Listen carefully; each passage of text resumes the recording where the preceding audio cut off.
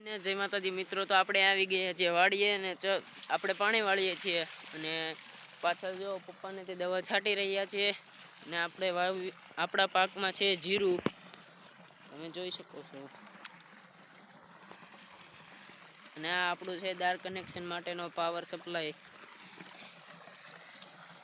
ને મિત્રો આપણું પાણી અહીંયાથી આવી રહ્યું છે, નીચેથી જમીનમાંથી પાઇપ આવેલી છે પહેલા દાર સુધીથી, જોઈ શકો છો.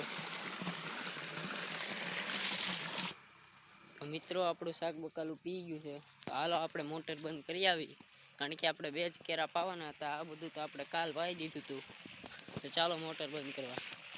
મિત્રો જોઈ શકો છો પપ્પા દવા છાંટી રહ્યા છે. મિત્રો અમારી વાડી આવી ગઈ છે રોડના કાંઠે, જોઈ લો આ રોડ છે મોટા આકડિયાથી પીપલગનો, અને મારા પપ્પા દવા છાંટી રહ્યા છે. અને સામેથી દાદા આવી રહ્યા છે, જોઈ લો. અને આ છે અમારું જીરું. જો મિત્રો કાંઈ પણ ઘટતું હોય તો કમેન્ટ કરજો, કારણ કે આ અમારો પહેલો વ્લોગ છે, તેથી કોઈ પણ મિસ્ટેક થઈ હોય, ભૂલ થઈ હોય તો કોમેન્ટ જરૂરથી કરજો. મિત્રો જોઈ શકો છો આપણો આ ગેટ છે અને આ રોડ છે, તો ચાલો આપણે બહાર જઈએ. મિત્રો આ મારા દાદાની ગાડી છે અને આ મારા પપ્પાની ગાડી છે, પરંતુ મારા પપ્પા કરતાં તો વધારે હું જ સાચું છું, કારણ કે પપ્પાને એટલો બધો ગાડીનો શોખ નથી અને મને ગાડીનો શોખ.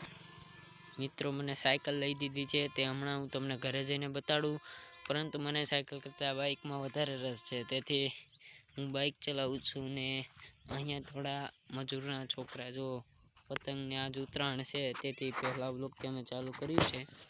અહીંયા મજૂરના છોકરા જો અહીંયા પતંગ ચગાવે બિચારા, તે લોકોને ખાલી ટેન્ટ જ હોય છે, તેથી તે ક્યાં પતંગ ચગાવે, તેથી અહીંયા આવી ગયા છે, જોઈ શકો છો તમે.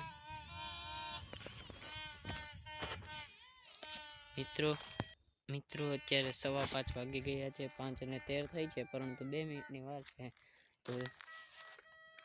તો આપણે ઘરે જવાનું હમણાં છે.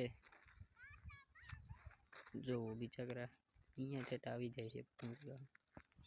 આ આપણો સરગવો છે, ખેતરના ચારે છેડે એક સરગવા વાવ્યા છે આપણે, અને દાદા દવા છાંટીને આવી રહ્યા છે હવે.